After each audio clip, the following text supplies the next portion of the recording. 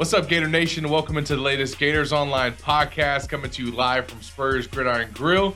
Nick Del Torre joined to my right, and Zach Abolverdi here to discuss a bye week that Florida cannot lose, Nicholas. Well, hopefully not. No? Hopefully not. Although they did lose a player. And we got to see this basketball team take center stage at SEC Media Days. Some things went down at UF baseball practice that we'll get into. So we're going to kind of hit the big three sports on today's episode. Although Mouse would argue that it's a big four and they're number one. Got to acknowledge that. Best coach on campus. They were down in the field against LSU. It's crazy to think. So there's like 4 championships, team championships in track and field. Florida won 3 of the 4 last year, with the women winning indoor and outdoor and the men winning outdoor. You needed a football field to fit all the champions. That's true. So shout out to Mouse. But we'll get into some football, basketball, and baseball talk on today's show. And make sure that you keep listening, because Nick will have some scoop at the end. A little scoop on the baseball front. But got to open, of course, with the game last Saturday in the Swamp. The Gators take an L to the Tigers. And, Nick, it was another defensive performance to be forgotten. And Jaden Daniels absolutely went off in the Swamp, torched the Gators with his arm and with his legs. Florida did put up a fourth-quarter rally. Impressive touchdown run by Anthony Richardson, his second 80-yarder of his career, and his 5th score of 70-plus yards. But at the end of the day, it was not enough. Jervon Dexter roughed the passer. The Gators don't get a pick. And one more drive from the Tigers that nets a field goal seals the game. Yeah, you want to forget it. You might need a lobotomy to be able to forget that defense was showing. So not a bad game from Anthony. No turnovers. You got, although he needed a review. Yeah. No turnovers for the first time this season. Thought the offensive line played well. Justin Shorter catches another bomb to start a game. Trying to get like the offense out of the way, because there's a lot more to talk about defense. You get the touchdowns from the Louisiana boys, from right. Montrell and Trevor Etienne. You get touchdowns from them. No Cyrus Torrance in the game, and it doesn't really matter. They still run the ball over 200 yards. Yeah, Richie Leonard looked good filling in for him. One of the players of the week from the staff. Jeremy Crawshaw, one of the players of the week. He was one of mine on the 5th quarter. Let my guy kick the ball. Hey, he caused the turnover. He put a little spin on it, put a little English on that ball. Forced the turnover, I would say. Game changer. Ricky Pearsall looks good, continues to look good. I'd almost argue that like Ricky has another year of eligibility. Like, get Ricky back next year, and we can even talk about some next year stuff since it's a bye week. But I mean, coming into the year, we can talk about next year's class. We'll get into that because it's next year's class about to be bolstered. Yeah, but next year, I mean, before the season, you and I were sitting here thinking like, yeah, it'd be cool if Anthony came back next year, but I don't see it. And now I'm like, shoot, Anthony might be back. And then you start looking at some of the guys that come back. I caution fans though, because like Florida's recruiting class got a couple huge commitments last week. There's another one coming. Yeah. Who else will be back? Fans are like, man, this class is great. And I'm like, 65% of them won't play next year. Like, you can't look at a recruiting class and say, well, the team's gonna be great next year because this recruiting class is great. So you still have to remember they are freshmen.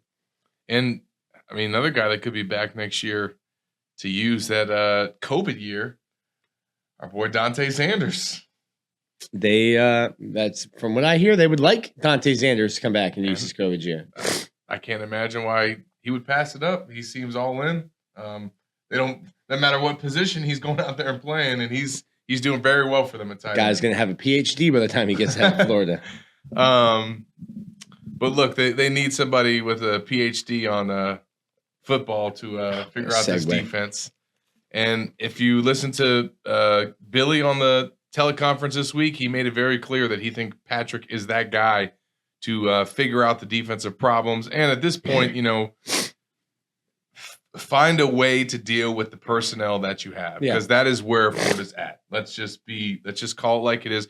Certainly, they can do some things better from a schematic standpoint to deal with their deficiencies, but they're going to be there, and that's the reason why there's a coaching change. Well, I mean, here's something. So to steal a line from Bill Parcells is Patrick Toney and Billy Napier, all the coaches right now are making dinner with groceries they didn't buy. The fans, what a line. The last coaching staff was fired because they were terrible recruiters. So this coaching staff comes in, and now you're mad at them for having to make dinner with the terrible groceries that you've called terrible for 4 years, that you ran a coach out of here because they were terrible at recruiting. They weren't going to get better at recruiting. So if they were terrible at recruiting, well, now then you've got this team to coach with. Mm-hmm. And I think maybe possibly the worst thing that happened to Billy Napier was beating Utah, because the fans were excited, and then you beat Utah, and it's like, well, national championship. It's gonna be fun. It's gonna be a fun 15-0 run, and then it's just like, hey, like this is still the same players that went 5-7. I don't think Florida's or 6-7. I don't think Florida's a 6-7 team. I think they'll win 7 games this year. Yeah, which is what I said back in June. And everyone told me I was negative and I was gonna be wrong. I think this is a 7-win team. And then they talked you into 9 wins. I don't. You gotta find where I said 9. I don't know where I ever said 9. On this podcast. I said 9 on this podcast. You did. Oh, Jesus, you've been hiding that hoodie, bro. I said 7-5, 7-5, and I was like, I got talked into 8-4. Actually, I don't know if you said 9 on here or on the panel. Maybe on the panel. I think the 9. Panel. I think Bob got you going. God, Hollywood. I was 7-5 all the way up until like the week of the season. Stuck with your gut. But you're not. I'm not saying like we wrote stories. We talked about this creeper defense, and the only thing creepy about the defense is third down. So we're not seeing, I don't think, the full depth of Patrick Toney's defense, and you're limited by the guys that are playing. And people will say, well, then why do you keep playing Trey Dean or Rashad Torrance? Why do you keep playing these people? They are rotating those freshmen in. Series where they literally pull the whole starters off the field, except for like Ventrell and Cox. Mm-hmm. They're out there. And they need to be out there more. Desmond Watson played the most snaps he's ever played against LSU. He was up to 48 against LSU. So, he's getting playing time. Chris McClellan's playing time keeps going up. Miguel Mitchell, he looks fantastic. Miguel Mitchell's getting a lot of playing time. And that's a kid who didn't play a defensive snap until his 4th game or until his 5th game when he burned his red shirt. And then they put him in at safety. So, I think safety's a position. Everyone trading is like the big talking point, the big person that everyone he's not the only one missing assignments. He's not the only one missing assignments. And then I think you're changing the way you're calling defense because of the guys you have on the back end. Like, you're not getting press man, because if he gets beat press man, well, do we trust our safeties to be able to get over? Sure. There's a lot of things that go into it. And I think, again, to your point, there's some guys that have talent and may be very good in certain coverages, but aren't executing some of the stuff that Patrick wants to run because he didn't buy those groceries, like you said. You're making dinner with groceries somebody else bought. I mean, Jason Marshall is a fantastic press man cornerback. Mm-hmm. But there's other things that he has to do in this scheme that he's struggled with. Yeah, and if it's him, you got to show on tape that you can play zone, that you can play off.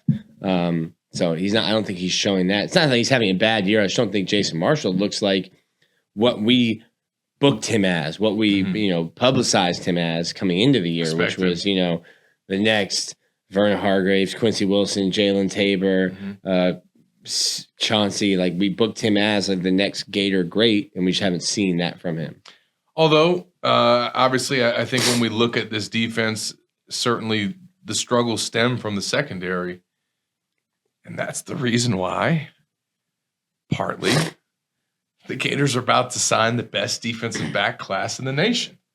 They already arguably have it, and then we found out this week that the nation's #1 cornerback, 5-star plus corner, Cormani McClain, is going to announce his decision next week, next Thursday, that is. And Corey Bender will be live on the scene in Lakeland to hear this announcement. And right now, all is trending toward Florida.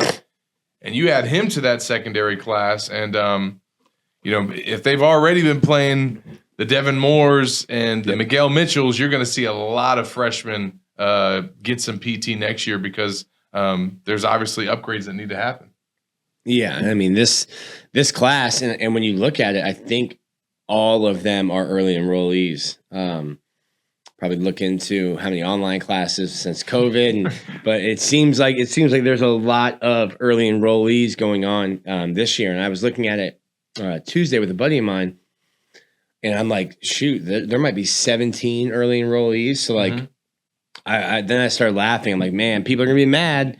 People are gonna be mad in February when Florida signs 2. And I'm like, hey, they've got an entire team already on campus. Yeah. So I think Florida's gonna have a lot of youth infused into the roster for spring, and it might be portal season for some guys because this is a really talented freshman class that's coming in, who's coming in early to take spots. And obviously they see the product on the field, and that's obviously for a big recruiting weekend like Florida had against LSU. That's part of the pitch. That's the thing too, is that fans are like, oh, you laid an egg against this team. I'm like, a 17, 18-year-old recruit doesn't care about wins and losses. Unless you're winning a national championship, which Florida hasn't done since 2008, it doesn't matter if they lost Saturday. They want to see the environment. They want to see how their position's being used. They want to know what their coach is like. Is there an opportunity at their position? Like if they show up, how quickly can I get on the field? Yeah, they show up. The staff's great. The recruiting staff's great. The way that they accommodate me and my family is great. I show up in the swamp. All the fans know who I am. They're writing my name on the fraternities. The game is sold out. They do the Tom Petty tribute. There's big plays in the swamp. Fans going nuts. And oh, by the way, the team lost because the position that I play didn't do its job. Mm-hmm. I mean, how do you think those guys take that sitting in the stands? Recruits aren't fans yet. They don't care if your team lost. They care about all the things Zach just said. And hey, look, I play safety or I play corner, and I see a bunch of busted coverages there. And then I go and meet PT after the game, and PT's like, man, I need you back. We could have used you out there last night. Yeah. And you're like, damn right, coach, you could have used me out there. Yeah, so that's obviously something to kind of look forward to the future, and obviously that's what's going to have to change is the personnel. And I think that there's going to be changes continuously through the season as we see this rotation evolve. And this staff is not afraid to play freshmen. They've shown it on offense. They've shown it on defense. And I think that if things don't shape up, that youth movement is going to happen sooner rather than later. So, but I will say one of the positives from last weekend was that recruiting turnout. I think for Utah, I was told that Florida had around 120 turnout in terms of unofficial visitors, and those were all unofficial visitors. For this past weekend, the Gators had 5 OVs, and they had upwards of 170 total visitors. So a lot of recruits showed up to see this game, some big names in 2024, some big names in 2025. And because this is the bye week, Florida gets to use this time to go out on the road, especially this Friday, and see a lot of their top targets for this cycle, but also for the classes to come. So, they've, I think, positioned themselves to really close strong here in the 2023 cycle. And it's starting to make some headway, obviously, for 24. And then you have big weekends like they just had. That kind of sets you up for success. Your boy is 2 for 2 on RPM picks. 2 for 2. I haven't made one yet. And I've got a third out there. We could be 3 for 3, Zach. So I hit on Devin Moore last year. Okay. Good call. Flip. I hit on Devin Moore with the flip last year. I hit on, who was my second one? It was one of the 2 that committed last week. I don't know if it was Thornton or if it was, who's the other one? Dejan. I hit on Thornton, didn't put Dejan in. I think everyone knew Dejan. So I think that was my mindset was we've known Dejan. I didn't put a pick in back when I should have. So I left it out. So I had Thornton. I knew Bryce. I had Thornton, I had Devin Moore, and I just put in a pick last week, right after Corey did, for Cormani McLean. Just riding those coattails to come to Florida. I had talked to Corey, and I was going to put it in the day before, but I was like, I'm not the recruiting guy. I shouldn't put it in before. Nick's got some sauces too, y'all. Sometimes I just like stirring up the pot, so I decided not to. And then I saw Chad and Corey changed it, and I was like, dang. Should have done mine yesterday. Well, when Corey put his prediction out there, I hit him with the GIF, however you pronounce it. It's happening, isn't it? Mm. I mean, because that's where this class is at. That has been the target that Florida fans have had circled. I got an RPM pick for 2024 coming soon. At that same position, perhaps? No, different position. Offensive because there's another 5-star cornerback for the 2024 class that Patrick Toney and Corey Raymond are very, very highly after. And he was in the swamp on Saturday at one Desmond Ricks and was also part of that witness to what we saw in the swamp. So I got a 2024 quarterback that might be in an RPM from me. Well, we will have to see. All I can say is, go DJ. Yeah, that's my DJ. They probably like that song, Nick. They love that song. All right, we're going to jump to this break. We'll come back on the other side and sing a different song, some Florida hoops talk here on the Gators Online Podcast. We've had a lot of practices that we've got to take in for preseason camp, talk to the players, talk to the coaches, and now the team at SEC Media Days this week. So we'll kind of give you our preview of this 2022-2023 squad and what to expect from them right after this break. Coming game against Vandy. You don't have to call or email. Just go to spurriers.com, hit the reservation button, pick a date, number of guests, and a time. It's so simple, I can do it. In fact, I just did. Maybe I'll see you tonight.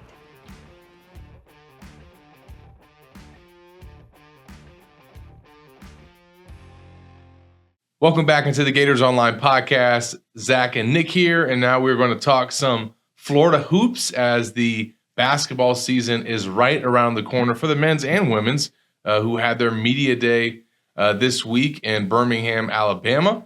And we also found out today, on Thursday, it was announced that the Gators are going to have a orange and blue scrimmage in the O-Dome, 7 p.m. on November 1st. It's free for all fans. And it's your opportunity to get your first look at this 2022-2023 team. A lot of new faces, including on the roster and obviously at the coaching staff. And it was funny, Nick.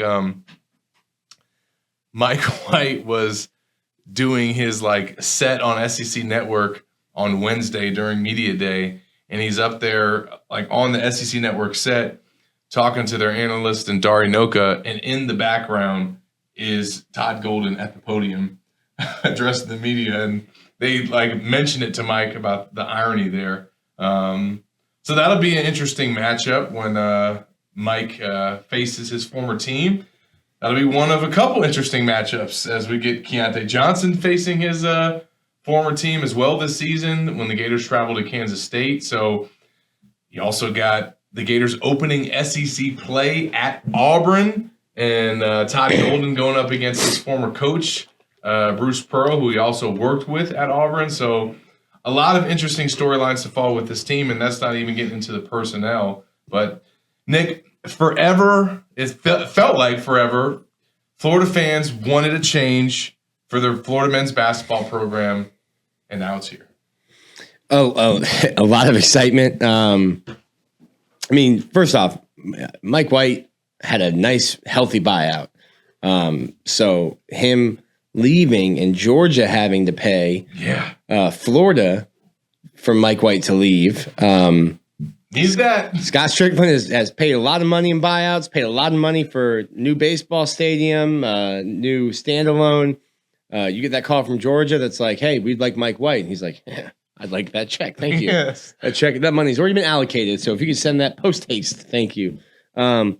Getting Todd Golden in, there's a new level of excitement. And it was interesting to see I don't know how many times Florida's had a new men's basketball coach and a new football coach in the same year, but there's a lot of excitement for Todd Golden. They did a lot of work in the portal. A lot of work recruiting. This is a whole brand new team. Like there's a couple familiar faces hanging around, like a Jatobo, Kwasi, Colin Castleton, but a lot of new names to know. Should be a whole brand new team, and it'll be interesting to see. Now, I do caution some fans. Billy Napier has done some stuff that's like analytics, and people didn't like timeouts and stuff like this. There's going to be a lot of analytical decisions made on the hardwood this year. There's There's going to be some timeouts that are taken. There's going to be some. Why are they fouling there? There's going to be some fouling, like purposely getting into the bonus. In the first half, playing some possession games and some analytics. So, gaming the system, as someone tried to say to Todd, to which he fired back, "No, I'm just good at eliminating losing stats." And obviously their analytical approach is kind of new age. It's it's kind of different than what you see across the sport, and it's, I think, helped these guys, the current players, and then obviously the ones that have joined the program, kind of really see the ways that this can help their game, and really kind of take a look at where their deficiencies are and what they actually need to be working on and why they need to be working on it. And we've had the pleasure of being able to see this team practice throughout preseason camp because Golden opened it up to the media. Every single practice, the entire practice, in talking to Denver Parler, the SID, who's been at UF 14 years, was with Billy Donovan, was with Mike White, says that practice has never, ever been open to the media like that. So Todd's different approach, had nothing to hide. And I think more than anything, he sees the benefit of us being able to watch the team, watch them practice, see the staff work with the players and what they're trying to get them to do, because that background is just incredible. We get not even a taste of it in football. No. Football, it's state secrets, and you can't have anyone out there. I think, and it's not like that with every SEC program in football. I mean, what was it, Tennessee? You could watch every single practice. Hasn't really stopped them from having a great season. They're having an okay season. They're doing all right. Can't believe the media hasn't leaked every secret while they watch the practice. But Mike White did that for us early. It was his first year, and he had us come in and we watched film and we did all this. And his thought process was, you're going to cover our team better if you understand what we're trying to do in recruiting, what we're trying to do in offensive defense. So I think that as biased members of the media who would enjoy that kind of access, I do think it will provide you better coverage. If you it's not only like, oh, they've sucked up to the media and now the media is going to lie for them. It's like, no, I understand why the decisions they're making, and it's not like, hey, I can't tell you why Patrick Toney is playing guys 8 yards off the ball, other than, well, maybe it's because he doesn't trust this or that, because we're not privy to those meetings, to those plays. We haven't seen them. We haven't been in the film room. Whereas the basketball coaches, the last two basketball coaches, and Mike quickly closed that off. We'll see how long it lasts for Todd, but allowing the media into meetings, into practices, to let us learn and see. Okay, well, now when a fan gets mad about this, I've seen it in practice 12 times. And hey, listen, they just didn't run it the right way. Sure. Or it didn't happen this way, or the team defended it really well. Yeah. And also, I think the interactions we've had with the players and the coaches, just knowing or having things to ask them that we've witnessed, that it just makes for a better interview. Like Alex Fudge comes out to talk to us, his first time ever meeting with the UF media. And, he's probably a little nervous. He's kind of a soft-spoken kid. And first question he gets asked, how was that dunk on CJ Felder that we all saw in practice? And it was probably like one of the biggest plays of preseason camp. And, he gets his big smile on his face. He gets to talk about this highlight play. And right out of the gate, that opens him up. So that's been kind of fun to watch and also experience. So run through these positions 1 through 5 real quick before we get into baseball in the final segment. Obviously, starting with the point guard position, Tyree Appleby is on his way out, and now you have Kyle Lofton as a grad transfer coming in. Go Bonnies. Yep, as well as Trey Bonham. And, you also have Denzel Aberdeen, the true freshman that's been running point as well for the Gators. But Kyle Lofton is going to change this offense. He's going to change this team, and he's going to change the way things operate and the way that guys just get the ball. He is a true point guard. He's, played probably more minutes or some of the most minutes out of anybody in college basketball in terms of starts and in terms of production. And, he's really looking forward to this system and this offense because he feels like it's a lot more suited to his game. It's fast paced. It's up tempo. He's allowed to play freely. He's not confined within a system, kind of like he was when he was playing for the Bonnies. So he has been out in some of camp, and that has that's obviously a setback. You would have liked to have him, but that has allowed Trey Bonham, who probably needed those extra reps as the backup point, and also he's a combo guard for the Gators. But he's taken. I think Kyle was out for about 2 weeks, and Trey really stepped up, man. Like, watching the practices that I got to see, he's the shortest guy on the court, but man, that dude is a playmaker. I mean, he makes plays, man. And like, I think that, it took him a while coming from, military school to get used to the speed and the length and physicality. And how guys can close out, and the passes that I could make at VMI, I can't make here at UF. And it took him a little time, I think, to get used to it. And now he's totally caught up with the speed of the game. And he's making some plays in practice where you can see that the game is almost moving slow motion for him. So he's been, I think, a pleasant surprise, probably one of the best surprises and developments of preseason camp. And the two of those guys, playing the guard position for Florida, I think is really going to be a huge upgrade from what they had in Tyree Appleby, who was hit or miss, Nicholas. Really exciting plays, but was not a true point guard in any sense. Mm-hmm. Yeah, that like I said earlier, just the hitting the transfer portal and a whole new look team. I'm excited to see Kyle Lofton the way that you've talked about him. Some other guys have talked about him, and to get a true point guard that pass first. Yeah. Because you had the Andrew Nemhard, you had Tyree Appleby, you kind of have a little shooting, a little more offense to their game. So it'll be interesting to see two true pass first point guards that you're running the offense through. And the good thing about Bonham, and I didn't really, I guess, expect this coming in, but you're totally going to see him as a combo guard playing the two spot as well.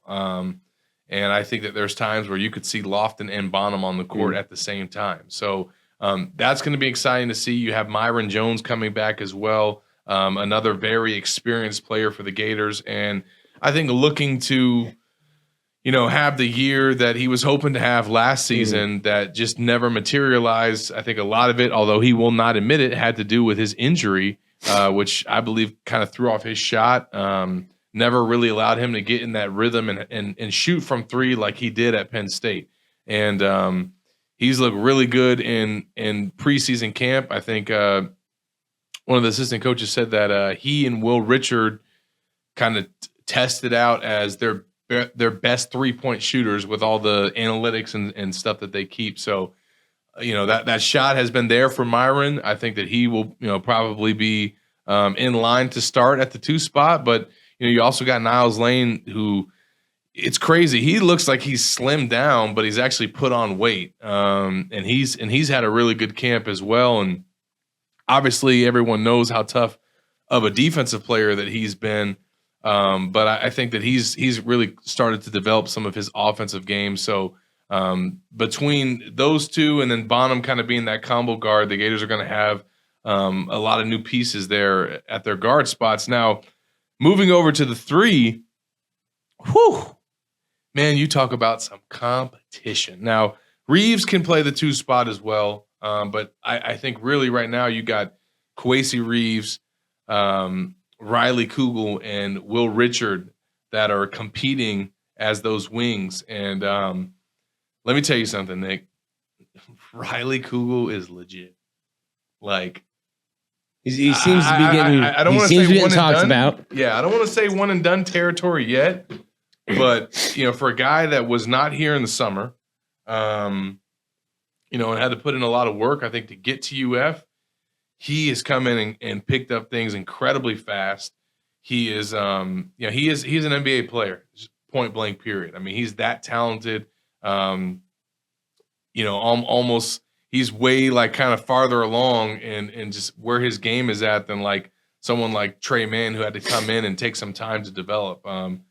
So he's a wing though. So like he's a guy that can make it happen from three. He's incredible with the way that he drives to the rim. And there is a reason why he was a top 50 recruit from On Three.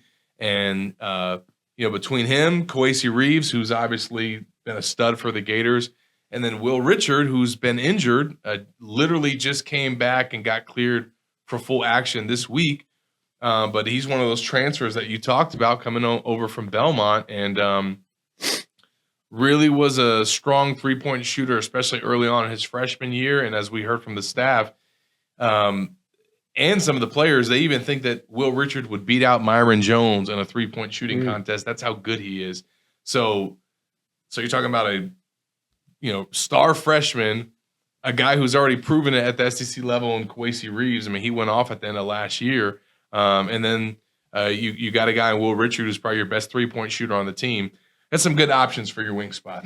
Yeah, and you're seeing the wing kind of just develop the entire game of basketball, and you're having to get more athletic. So it's not just the fours or even guys. Colin Castleton came back, and Colin Castleton wanted to start shooting threes. So you've got to be athletic. I think that's a big change for Todd Golden, who I'll be interested to see how he matches guys up, and then how once you get into SEC play specifically, or maybe even early against FSU, once you get into SEC play, the different combinations and rotations that they have. Absolutely, with these guys. That's what's going to be fascinating because, like I mentioned, they have Reeves, Bonham, a lot of guys that can Kugel, a lot of guys that can play multiple spots. So that gives them some flexibility. Then you go to the 4 spot and a guy like Alex Fudge who can guard all 5 positions.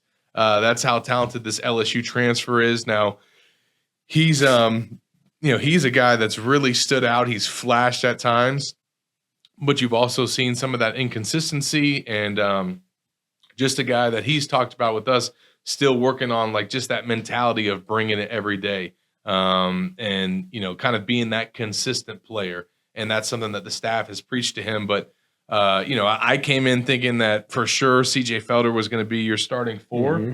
And, Fudge has absolutely given him a run for the money for that starting spot.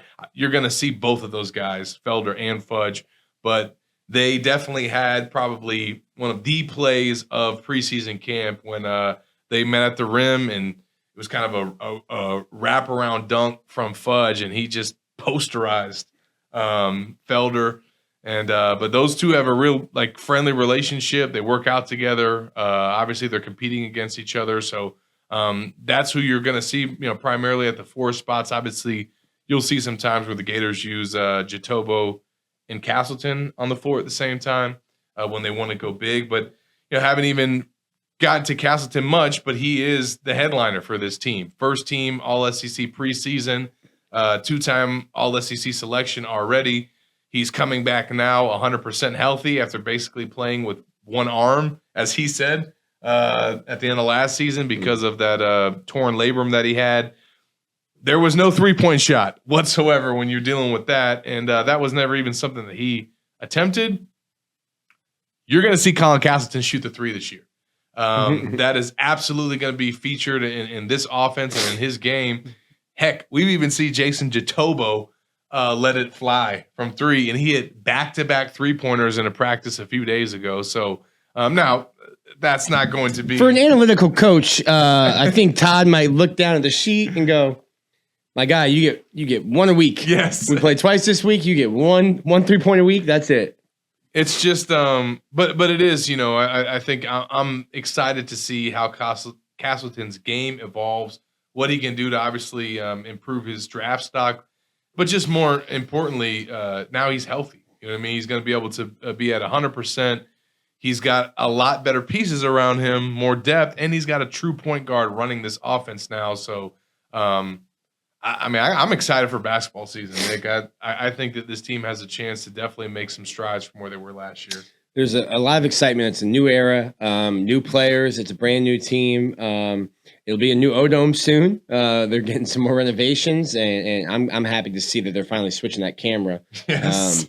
You got to have the rallies on TV. So there's a lot of new stuff going on, and I think there's a reason to be excited. Yeah, but at the same time, they're coming in with a chip on their shoulder. They're unranked, picked to finish 7th in the SEC. So they got Just right in the middle of the SEC. Right in the middle. Well, obviously talented league, but they got to prove it, and they'll get some opportunities early in the year with those matchups. So November 1st in the O-Dome, the first time that you guys can see this team if you want to come to the Orange and Blue scrimmage. And then the Gators open their season November 7th at Exactech Arena against Stony Brook. So I will be in the building for both of those games, as basketball is my thing for Gators Online and baseball is Nick's thing. And after we come back from this break, our baseball expert is going to talk about what he's seeing from fall ball out of the Gators, and also give you guys some news on one of Florida's players right after this break. Football is back. There isn't a better way to enjoy watching your favorite team than by playing daily fantasy sports with our friends at Prize Picks. Prize Picks is the simplest form of real money daily fantasy sports and pits you against the numbers. Whether you're a fantasy sports nut or a casual fan looking to add some excitement to the games, Prize Picks is the perfect game for you. It's the best way to have action on the game in states like Alabama, Florida, Texas, Georgia, Kentucky, and over 70% of the United States. Prize Picks is currently operational in over 30 states and Canada. You simply select 2 to 5 players and predict if they will go more or less than their Prize Picks projection. You can win up to 10 times your money on any entry. Download the Prize Picks app or visit prizepicks.com and sign in using the code GATORS to get an instant 100% bonus up to $100 on your first deposit. So if you deposit $100, Prize Picks will give you $100 back. If you deposit $50, Prize Picks will give you $50. That's free money. Don't forget that Prize Picks app or prizepicks.com and the code GATORS to claim your bonus today and take your viewing of your team to the next level this season. Welcome back into the Gators Online Podcast. Zach and Nick here, and now we're going to wrap up this week's show with some Florida baseball talk as the team is going through fall ball. We've had scrimmages. We've got to see some of these freshmen for the first time, Nick, and early impressions of this squad. I'm going to stick with my Bart Simpson meme. I'm not gonna overhype. I get accused of lying for the baseball team every year, but I thought this team was going to be really good, and I'm keep my fall ball roster up here. Thought this team was going to be really good heading into the year, and then you get your Friday night guy and Brandon Sproat back. You get an influx of talent, like guys like Jake Clemente. I didn't think we're going to be. He's a freshman pitcher who throws 95. Guys, I didn't think we're going to make it to campus. Florida only has one player that they lose to the draft from their recruiting class. You bring in a Dale Thomas and a Hurston Waldrop. So you go from what I thought was going to be a really good weekend rotation with like Brandon Neely, Pierce Capala, and Jack Caglione. Then you get your Friday night guy back and a guy who could be a Friday night guy in Waldrop. So now it's just like, okay, well, Jack Caglione comes in off of Tommy John surgery, throwing 99 miles an hour. Maybe you put him hitting fourth, and then he's your closer. So Florida's got a lot of options, and I think when you start looking at the pitching, you've got guys.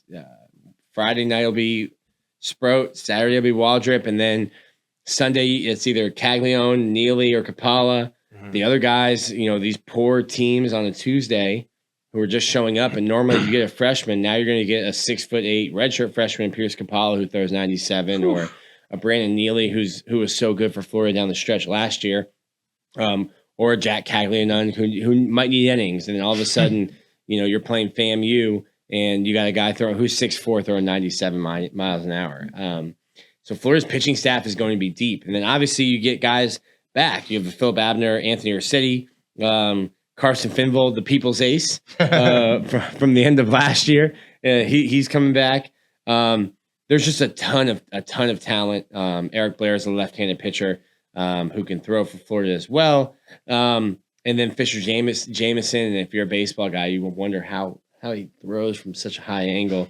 But there's a lot of guys back. And then I think when you look at who's handling them, getting BT Ryapel back is big for this pitching staff.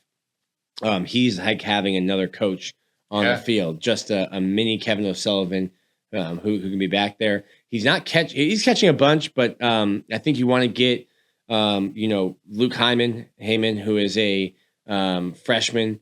He's a guy who I didn't think was going to get to campus, and he can really swing it. So between him, Salvi, you're going to have 3 catchers and first base, and try to kind of figure out and rotate those guys. But there's a lot of talent behind the plate as well. And I think if Hyman hits, he's the guy that you probably put behind the plate or mix with BT at first base and catch. But a lot of talent there for Florida. Yeah, and I realized that when I decided this week to take my UF sports reporting class that I teach to the scrimmage on Tuesday, and we show up with my class, take the stands, and we could not sit in the middle behind home plate. No. Because there was probably 30 scouts in the building, and I did not know Brandon Sproat was going to be pitching that day, but once I got there, I quickly realized that that's why. And I mean, there's scouts there for every practice, but there was an extra number of scouts there to for see Sproat and for Waldrop too. So, and obviously, they put on a show. Where do you think he can play himself into this year in terms of the type of pick he can be? Well, he came back because he wanted to be a first-round pick. He thinks that he is that. The big thing for him is going to be his off-speed. And for Brandon Sproat, so last year, this will be a little baseball nerd for anyone. Last year, they changed his arm slot. They dropped him down, not like to a sidearm, but he dropped probably from 1 o'clock, 12 o'clock, 1 o'clock down into a 2 o'clock. So he's coming down a little bit lower. And then they changed his wrist position because Brandon Sproat probably threw what I joked as the most hittable 99-mile-an-hour fastball I've ever seen, because it was just a kind of like a flat 99. And at this level in the SEC, guys will eventually time you up and start hitting you if you're not locating your other things. So his changeup, his curveball, his slider, when those aren't hitting, he was just throwing this flat 99-mile-an-hour, and they would just sit on fastball because he wasn't throwing his off speed for strikes. So he has to be able to locate 3. Really, we'd like to see him locate 4, but locate 3 pitches consistently. But that change with his wrist angle and his arm angle kind of gave his ball a little dip and what we call a heavy fastball. So that's a change that I think scouts like to see. Now they like to see it through the course of the full season. Sure. So if he goes out and has a 10-2 season, a sub-2 ERA or an ERA right around 2, then I think that's a guy that, could sneak into the first round. But also now you're going to be 22 years old. You're not any younger than some of these other guys who are being drafted. So I think he's a top 3 round pick. I don't know if he could work his way in, but I don't know if he's a first round pick right now.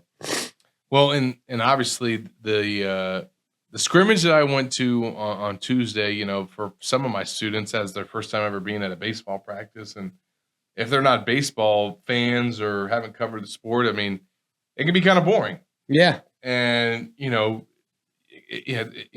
gone to, obviously, you have volleyball matches. We go to different games throughout the semester, but I also take them to some of the not as eventful things, because not everything that you do as a sports reporter is going to be fun, or, you're going to have to come and tough it out at a 3-hour baseball practice where there's not a lot going on. Yeah. But you learn the importance of why you show up at these things, not just to cover and learn about the team, but unfortunately, things happen sometimes at these practices, and you never know when it could be, and you never know what's going to take place. But at the end of Tuesday's practice, with the blue squad up 12-1 in the final inning, unfortunately, there was an injury that took place as one of the players took a ball to the face, and I think at that point I only had a few students that had stuck it out to the end of the scrimmage because it went a little bit after our class was supposed to end. But those students that stayed got to see why you come to these things. Yeah. And Florida scrimmages every. And I immediately called Nick and said, Nick, find out what just happened. Florida scrimmages every practice. And one of the freshman arms that I mentioned, Jay Clemente, lost a fastball and it hits Derek Fabian in the face. So that's baseball. A scary scene, man. That's baseball. It sounds bad. Oh, when you get an injury, when you get hit like in the back or something, like you know what that sound is. But when you get hits to the face or the hand, the nose, that stuff, sounds different and it sounds gross and scary when you're there for it. And when you get the towel up on the face and then trying to stop bleeding, and thankfully I did not pass out. Yeah. So Derek Fabian was hit. He's got multiple face fractures, a broken nose, broken cheekbone, and orbital bone.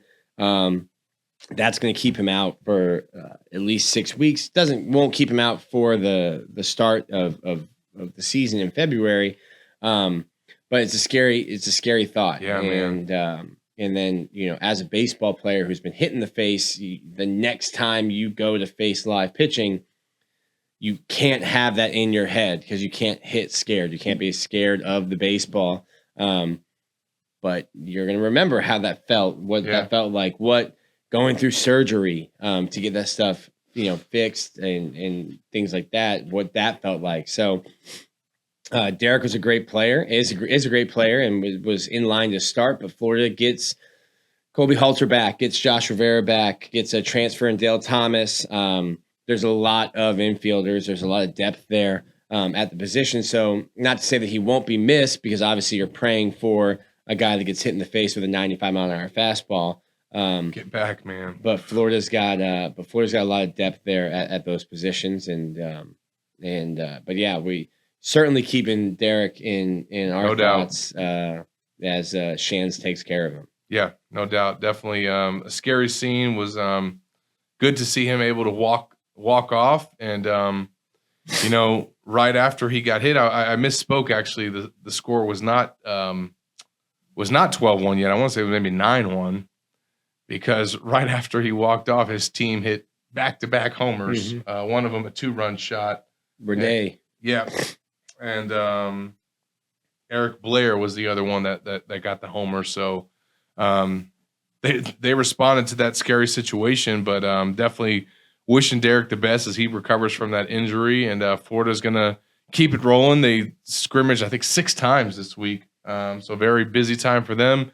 Make sure you guys are keeping up with Nick. When he's out there, he'll be tweeting out updates and having a thread going on our message board. So anytime there's practice as well for basketball, we're there providing you guys with the thread. So make sure that you are subscribed to Gators Online. If you haven't, take advantage of the flash deal. You can get the whole year for just $10. And going to be quite the recruiting week next week with Cormani McLean's decision. So you'll want to follow all the intel and updates coming from Corey Bender ahead of that announcement. So we will be back next week in Spurrier's Gridiron Grill to preview the world's largest outdoor cocktail party, Florida, Georgia. Back at it in Jacksonville. Spooky. Yeah, it's Halloween week, my friends. Trick or treat. You gonna pick Florida next week? I'm not gonna pick Florida next week. But we'll see. We'll see what the Gators have for the nation's #1 team, what type of adjustments they've worked on throughout the bye week, and we'll find out next Saturday where the season goes from here. So it was fun to talk some basketball, talk some baseball as those teams are gearing up for their upcoming seasons, and we'll be right around the corner bringing you guys some action from the O-Dome. For Nick Del Torre, I'm Zach Abolverdi. So long.